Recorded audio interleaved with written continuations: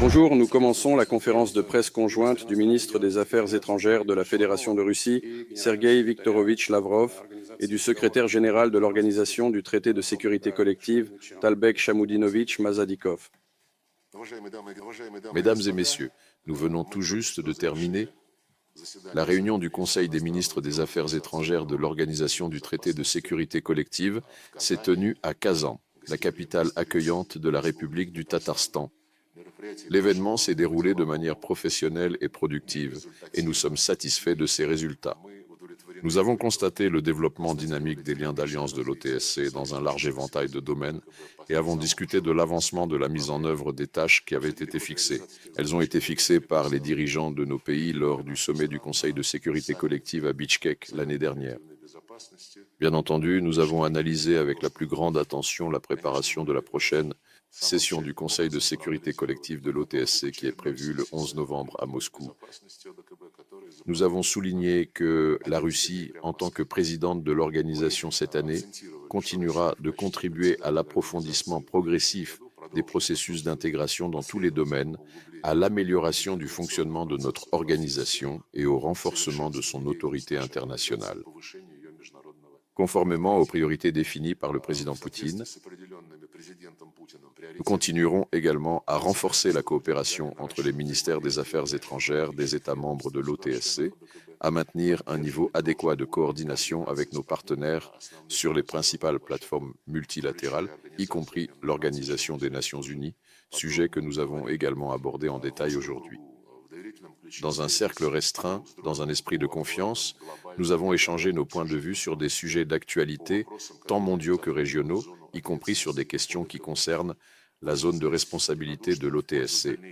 Nous nous sommes prononcés à l'unanimité en faveur de la poursuite de la démocratisation de la vie internationale, du respect de la diversité culturelle et civilisationnelle du monde contemporain, du droit des peuples à décider eux-mêmes de leur destin et, de manière générale, du respect des principes universels du droit international, en particulier ceux inscrits dans la Charte des Nations Unies. Nous partageons l'opinion que, dans l'intérêt de la construction d'une architecture égalitaire et indivisible, la sécurité sur le continent eurasiatique passe par l'approfondissement du dialogue de l'OTSC avec d'autres structures d'intégration du continent qui s'occupent, entre autres, des questions de sécurité. Il s'agit avant tout de la communauté des États indépendants et de l'Organisation de coopération de Shanghai. Les représentants des secrétariats de ces deux structures ont participé aujourd'hui à la réunion élargie. Nous avons approuvé un certain nombre de déclarations que la Russie, en tant que présidente, diffusera prochainement sur les plateformes internationales, y compris à l'ONU. Il s'agit avant tout d'une déclaration conjointe à l'occasion du prochain 85e anniversaire du début de la Grande Guerre patriotique. Nous avons souligné que la mémoire de cette date tragique unit les peuples de tous les États membres de l'OTSC. Et il est symbolique qu'avant le début de notre travail aujourd'hui, nous ayons tous ensemble, et avec le secrétaire général, nous avons déposé des gerbes au feu éternel dans le parc de la Victoire. Le deuxième document que nous avons approuvé aujourd'hui, au nom des ministres, est une déclaration sur le renforcement du rôle du droit international et l'attachement aux principes de la Charte des Nations Unies. Le troisième document est consacré à la lutte contre les menaces d'utilisation des technologies, de l'information et de la communication à des fins de sabotage et de terrorisme.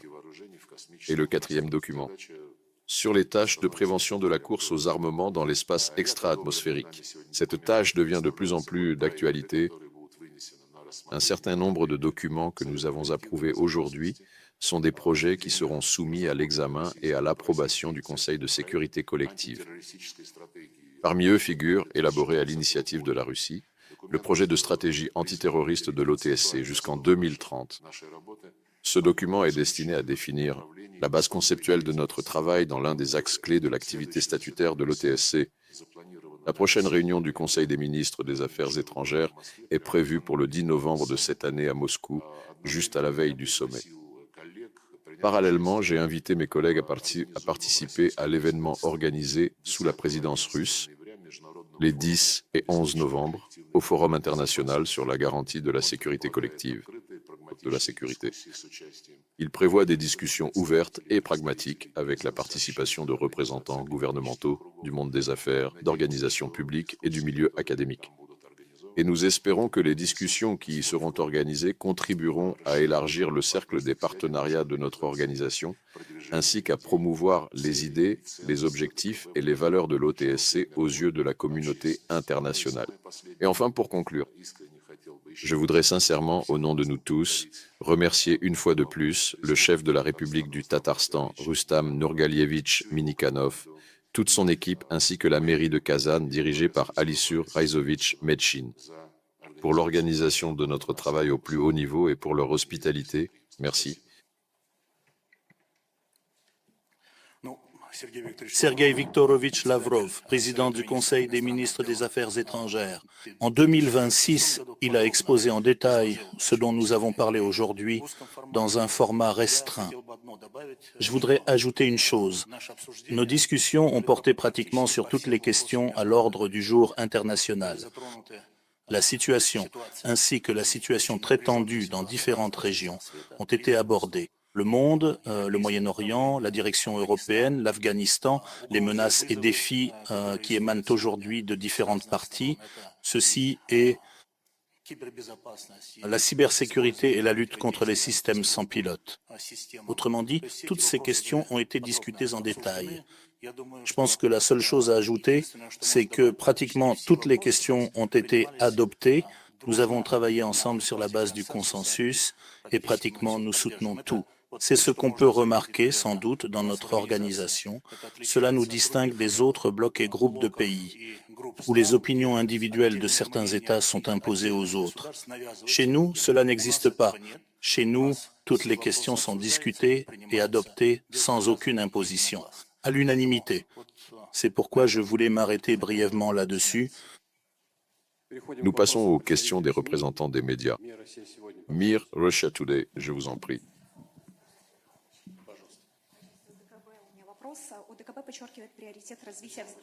Je vous en prie. L'OTSC souligne la priorité du développement de la coopération avec d'autres organisations internationales. Dites-nous, s'il vous plaît, à quoi est liée cette approche et quelles sont vos attentes concernant cette coopération? L'OTSC coopère avec des organisations telles que la CEI et l'OCS. En septembre de l'année dernière, en Chine, les secrétaires généraux des trois organisations ont signé une feuille de route pour le développement de la coopération entre la CEI et l'OCS, entre les trois organisations pour la période 2020 à 2028. C'est une bonne avancée. L'OTSC coopère également. À ce jour, nous pouvons déjà dire que nous avons signé un accord cadre avec le Centre antiterroriste de l'Union africaine. Tous les membres de l'organisation ont donné leur accord et il y aura désormais des tentatives de développement des relations avec l'ASEAN, la communauté des pays d'Asie du Sud-Est. Des démarches seront naturellement entreprises pour développer les relations avec les pays du monde arabe. Traditionnellement, l'OTSC a activement coopéré avec l'Organisation pour la sécurité et la coopération en Europe, l'OSCE, mais ces dernières années, ce n'est pas de notre initiative que cela a changé. Les relations entre l'OSCE et l'OTSC ont été mises en pause. Une rencontre entre les secrétaires généraux de l'OTSC et de l'OSCE a eu lieu à Vienne. Tout récemment, un accord a été trouvé lors de cette rencontre pour reprendre les contacts dans différents domaines, notamment sur les questions de lutte contre le terrorisme et d'autres sujets spécifiques liés à la composante militaire. La conversation s'est déroulée dans un esprit constructif et a été marquée par un intérêt mutuel. Nous allons donc avancer dans ce domaine. Naturellement, pour l'OTSC, l'un des partenaires les plus importants reste l'Organisation des Nations Unies, avec laquelle nous coopérons activement précisément sur les questions de défis et de menaces, ainsi que sur les activités de maintien de la paix. C'est pourquoi les relations avec ces organisations internationales que j'ai mentionnées influencent directement la formation d'une nouvelle architecture de sécurité eurasienne indivisible et égale où, comme l'a dit le président de la Fédération de Russie, Vladimir Vladimirovitch Poutine, il est impossible de résoudre les questions de sécurité de certains pays au détriment de la sécurité d'autres pays. C'est donc dans ces directions que nous allons travailler et développer nos relations. Si vous me permettez d'ajouter, il existe aussi une organisation telle que l'Alliance de l'Atlantique Nord, ou plus simplement l'OTAN, qui s'intéresse non seulement à la zone de responsabilité propre de cette structure, mais aussi à l'ensemble du continent eurasiatique. Depuis plusieurs années déjà, l'ancien secrétaire général de l'OTAN, Stoltenberg, en répondant à la question « Mais pourquoi l'OTAN ?», il déploie des éléments de leur architecture dans la région Indo-Pacifique, comme ils appellent l'Eurasie. Et pourquoi? L'OTAN promeut des alliances militaires restreintes sur des territoires bien au-delà des frontières de ce bloc militaire. La réponse était très simple. Oui, notre objectif principal reste d'assurer la sécurité des territoires des pays membres de l'OTAN, mais à l'heure actuelle, les menaces à la sécurité de nos territoires proviennent aussi, entre autres, de la mer de Chine méridionale, du détroit de Taïwan, de l'Asie du Sud-Est et du Nord-Est.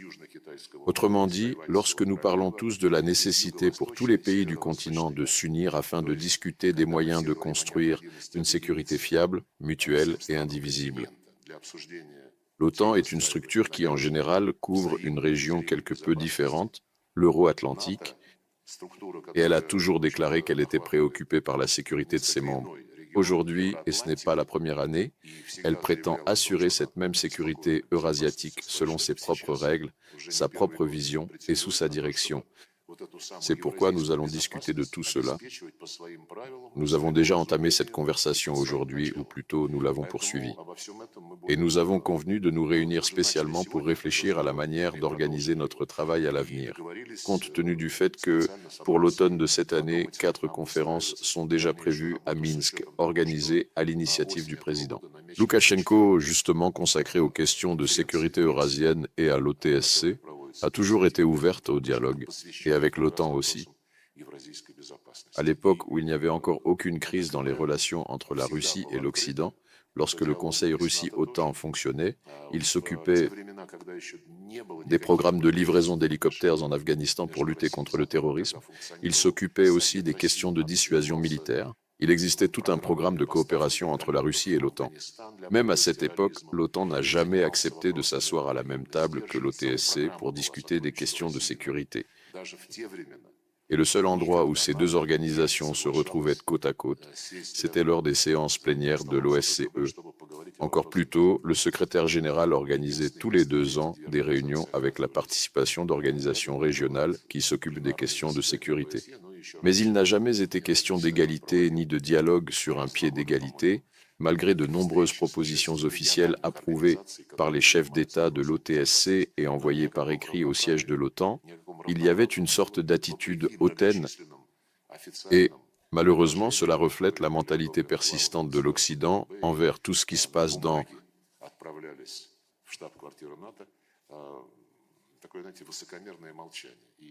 Ceci est donc, en réalité, le monde entier dans lequel nous vivons. OTSC, citation directe, « Eh bien, nous quitterons aussi l'OTSC, vous nous faites peur, nous déciderons nous-mêmes et nous partirons. » Avez-vous discuté aujourd'hui, au cours des rencontres, de cette question sensible? Selon vous, quelle est la position qui s'est formée parmi les alliés, les pays de l'OTSC, et surtout, quels pourraient être les mécanismes de réponse dans le cas où les autorités d'Erevan prendraient effectivement une telle décision? L'Arménie, en effet, n'a une fois de plus pas participé à l'événement de l'OTSC, bien qu'elle reste formellement un membre à part entière.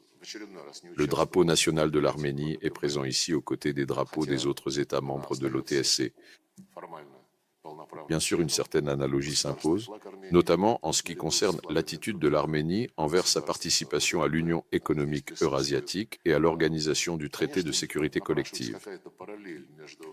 Nous nous souvenons que lorsque Nikol Vovaevich Pachinian est seulement entré en grande politique, il a formé son propre mouvement, qui s'appelait « Sorti » en traduction russe. Et il n'était pas caché à l'époque que ce mouvement se fixait pour objectif de quitter toutes les structures créées dans l'espace post-soviétique avec la participation des États de l'ex-Union soviétique. Et vous suivez sûrement avec une grande attention le dialogue constant, les discussions approfondies ainsi que les nombreux débats qui ont lieu actuellement concernant l'avenir de l'Union économique eurasiatique. Le président de la Fédération de Russie, Vladimir Poutine, en a d'ailleurs parlé très longuement lors de la récente réunion du Conseil économique suprême eurasiatique.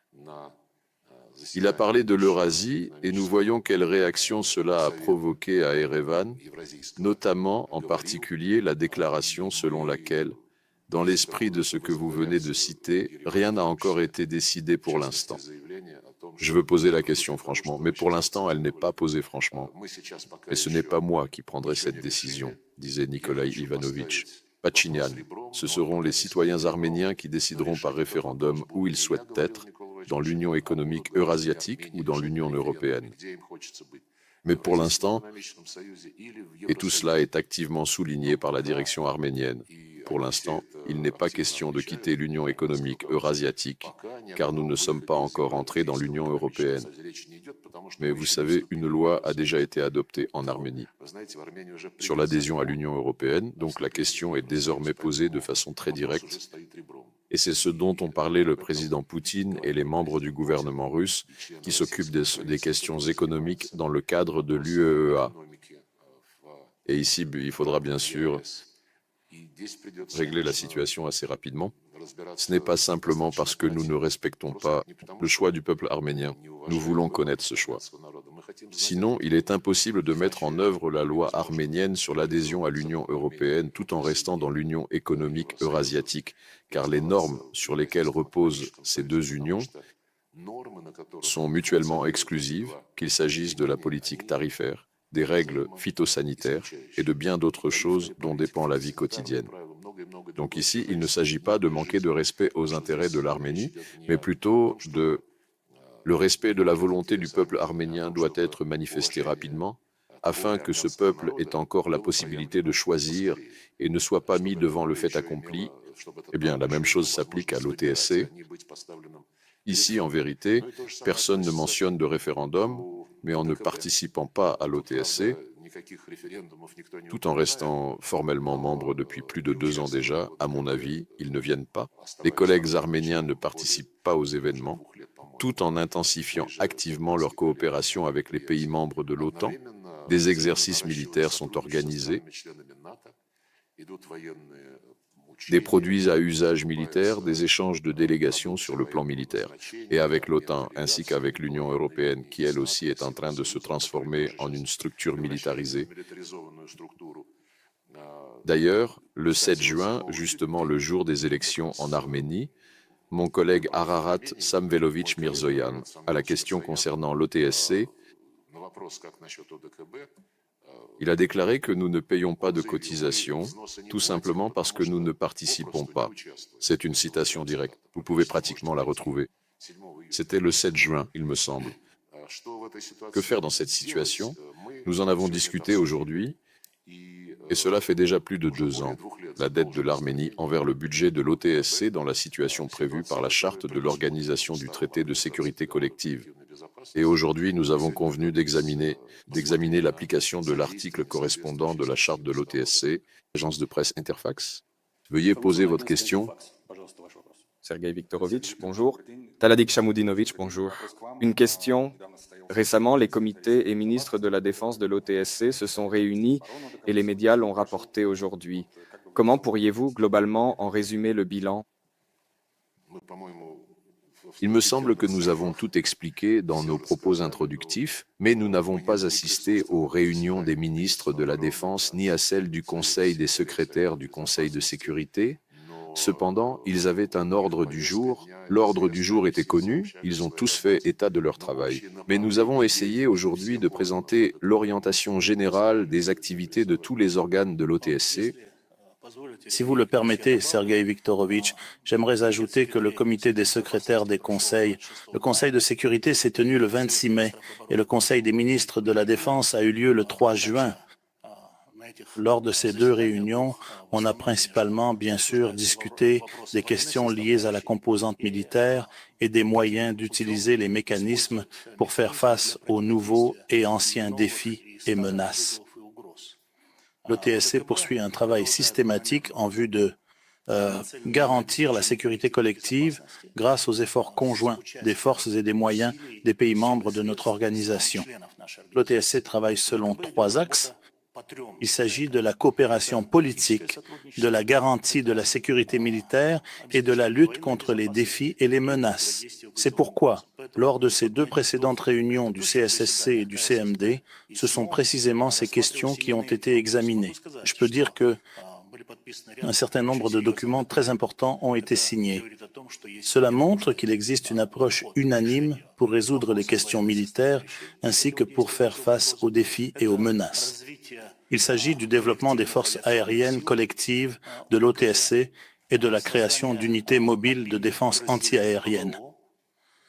Vous savez que les militaires de nos pays étudient dans des établissements d'enseignement militaire spécialisés, en Fédération de Russie, en Biélorussie, au Kazakhstan, une liste de nouvelles spécialités militaires a été ajoutée pour la formation de nos militaires dans ces établissements. C'est pourquoi de telles questions ont été examinées. Et naturellement, nous avons abordé ce qui devient une nécessité pour nous tous, c'est-à-dire de nouveaux types et formes de conduite. La conduite d'opérations militaires dans différents conflits a montré que cela reste d'actualité et très demandé. La résolution des questions de cybersécurité, l'utilisation de moyens de lutte contre les systèmes de drones ont été discutés, ainsi qu'un échange d'expériences sur les nouveaux systèmes de renseignement et de guerre électronique. C'est donc ce type de questions qui ont été abordées et un certain nombre de documents importants ont été adoptés. Naturellement, la Fédération de Russie dispose aujourd'hui une grande expérience de ce que je viens de mentionner, les informations sur les opérations militaires dans le cadre de l'opération militaire spéciale. Et nos organes spécialisés, ainsi que les départements militaires, ont soulevé la question de la manière de partager cette expérience. Ce qui se passe actuellement dans le monde, c'est pourquoi, en résumé, on peut dire que de telles questions ont été discutées au sein du comité des secrétaires du Conseil de sécurité et au Conseil des ministres de la Défense. Chaîne de télévision RT, s'il vous plaît. Bonjour, Anton Clégo, chaîne RT en langue française. Une question pour vous, Sergueï Viktorovitch. Alexandre Stoup a déclaré qu'il fallait entamer des négociations avec la Russie en Europe et que l'initiative devait venir de l'Union européenne et, en cas d'échec, de la Troïka européenne.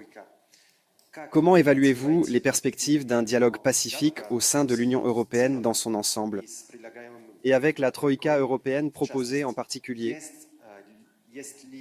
y a-t-il une différence fondamentale entre ces 2 formats ou est-ce en substance la même chose? Eh bien, sans aucun doute, absolument tout le monde suit de très près ces derniers jours la manière dont l'Union européenne essaie tant bien que mal de monter sur le devant de la scène internationale actuelle, de la situation ukrainienne, des efforts pour parvenir à un règlement, prétendument un règlement de leur point de vue de la situation en Ukraine, et plus généralement pour accroître leur visibilité sur la scène internationale. Le président Poutine en a de nouveau parlé lors des événements du Forum économique international de Saint-Pétersbourg la semaine dernière. Nous n'avons jamais refusé le dialogue. Si l'Union européenne avait vraiment voulu aider à la résolution du conflit, elle en avait eu l'occasion, plusieurs fois même, et elle les a toutes ratées. À commencer par le fait que les dirigeants de l'Union européenne, l'Allemagne et la France, ainsi que la Pologne, étaient garants des accords conclus en février 2014 entre le président de l'époque, Yanukovych, et l'opposition. Ils en étaient des garants sur le papier. L'accord portait sur le fait qu'aucune action impliquant l'usage de la force n'aurait lieu. Ils ont affirmé avec certitude qu'il n'y aurait absolument aucune manifestation de rue, ni aucun mouvement de type Maïdan, et qu'un large gouvernement d'unité nationale de transition serait formé, afin de préparer sereinement des élections générales et démocratiques dans les mois à venir. Ils l'ont formellement garanti. Le matin, l'opposition a pris le contrôle du bâtiment gouvernemental, a lancé une chasse au président, a déclaré « Félicitez-nous, nous avons créé le gouvernement des vainqueurs ».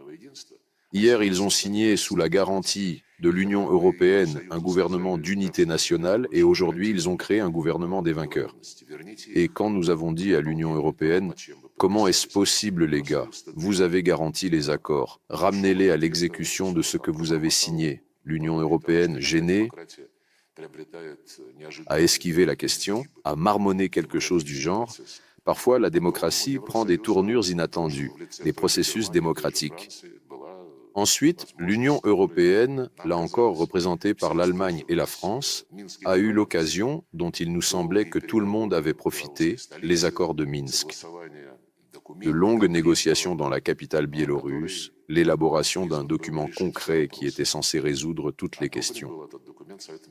Ce document a été approuvé par le Conseil de sécurité de l'ONU.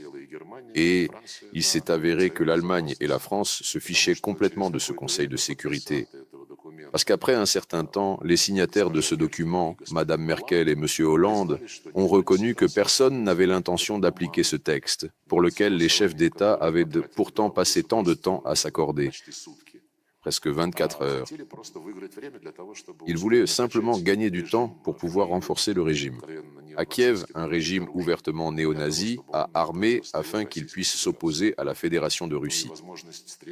Et la possibilité de faire face à l'évidence n'est apparue que très récemment également. Au début de l'opération militaire spéciale à Istanbul, à l'initiative de l'Ukraine, un document sur les principes de règlement et de cessation des hostilités a été convenu et paraphé.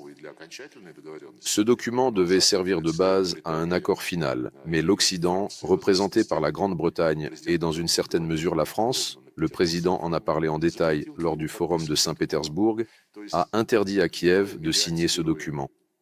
Autrement dit, les héros ou les anti-héros de toute cette histoire étaient, comme je viens de vous le mentionner, l'Allemagne, la France et la Grande-Bretagne.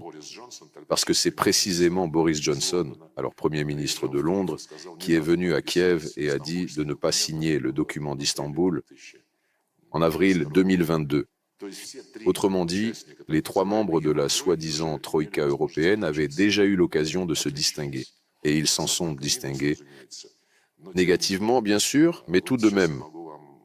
Je peux vous le dire maintenant, ce n'est probablement pas un secret. Nous allons de toute façon l'annoncer. Les ambassadeurs de ces pays, la Grande-Bretagne, la France, l'Allemagne, demandent à rencontrer mon adjoint au ministère des Affaires étrangères.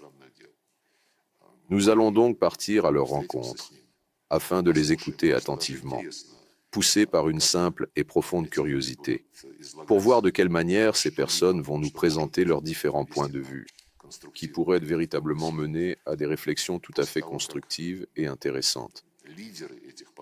Après que les dirigeants de ces ambassadeurs, les chefs de ces ambassadeurs, Merz, Starmer, Macron, ont tenu des propos absolument insultants à l'égard de la Fédération de Russie, allant à de multiples reprises jusqu'aux attaques personnelles. Savez-vous ce que Merz a dit récemment? Il faut écraser la Russie, sinon nous aurons une répétition de l'apaisement envers Hitler. Qu'en pensez-vous? Voilà un envoyé d'un tel chancelier, que peut-il bien dire? Allons, essayons de nous mettre d'accord sur quelque chose là-bas. C'est pourquoi je ne suis pas très optimiste, mais nous écouterons quand même. Le président dit toujours que nous sommes prêts à écouter. Je doute fortement que ces 3 ambassadeurs, ou même 3 ministres, s'ils se réunissaient quelque part, disent quoi que ce soit de différent de ce qui a été proclamé dans le document de cette fameuse Troïka européenne avec la participation de Zelensky à Londres. Un document qui, de manière totalement grossière, exige en fait la capitulation de la Russie. Et si l'on considère l'Union européenne en tant qu'Union européenne, cela fait aussi partie de la question. Il y avait, si je comprends bien, si l'on doit choisir un partenaire de l'autre côté de la table, quelle est la différence entre la Troïka européenne et l'Union européenne? À quoi appelait le président? Stubb, si je comprends bien. Alors, dans l'Union européenne, il y a un état-major militaire. Et dans cet état-major, il y a un chef. Et j'ai même une citation sous les yeux. Il a dit il y a quelques mois, « Une armée ukrainienne forte est avant tout nécessaire à l'Union européenne. » Les garanties de sécurité pour l'Ukraine doivent prévoir la restauration de sa puissance militaire en visant la résolution des tâches à l'Est. Est-ce à propos des négociations ou bien la guerre sera-t-elle éternelle? À plusieurs reprises, les dirigeants des pays européens ont déclaré que toute la politique envers la Russie, toutes les sanctions contre la Russie doivent être pleinement maintenues, même après le règlement. Et pour eux, le règlement signifie l'arrêt des hostilités, sinon tout s'effondrera.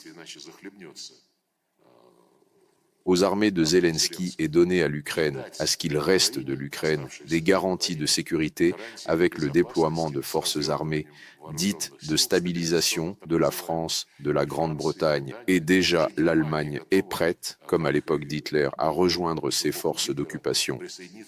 Autrement dit, en d'autres termes, en aucun cas. Ne pas changer le régime qu'ils ont amené au pouvoir, qui est un exemple de néonazisme, de racisme, un régime qui réprime à la fois la liberté, les droits de l'homme, la langue russe et l'Église orthodoxe. Nous le savons tous très bien, des violations de tout et n'importe quoi, y compris la charte de l'ONU et la constitution de l'Ukraine elle-même. Ils se moquent de la constitution. Ils adoptent des lois qui contredisent directement leurs propres lois fondamentales. C'est pourquoi, vous savez, peu importe comment vous vous y prenez, mes amis, la Troïka, l'Union européenne ou quelqu'un individuellement, eh bien, Ivan Andreevitch Krylov a décrit cette situation. Bien sûr, des miracles arrivent, mais j'ai du mal à croire qu'un miracle puisse arriver avec l'Union européenne actuelle.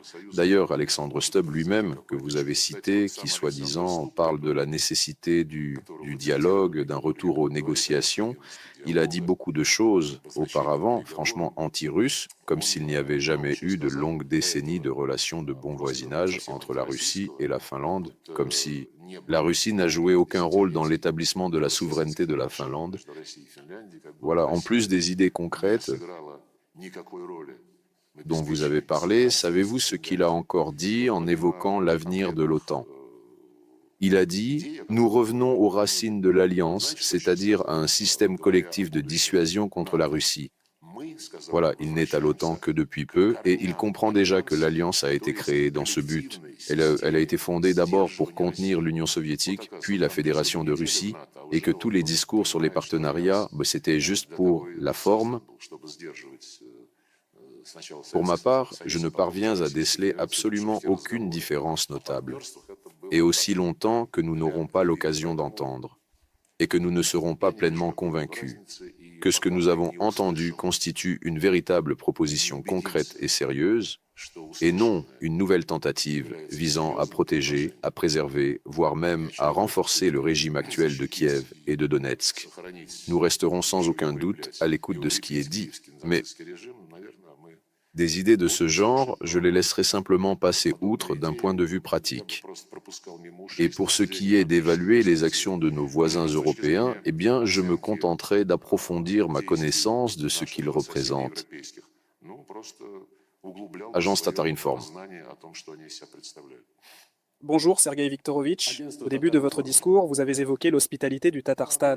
Ce n'est pas la première fois que des événements de l'OTSC sont organisés dans notre République. En 2021, il y a eu des exercices. Et maintenant, c'est la réunion du Conseil des ministres des Affaires étrangères. Dans quelle mesure notre République est-elle une plateforme confortable pour organiser de tels événements? Pourquoi avoir choisi précisément Kazan pour cette réunion aujourd'hui? Eh bien, tout d'abord, nous l'avons choisie parce qu'elle est confortable.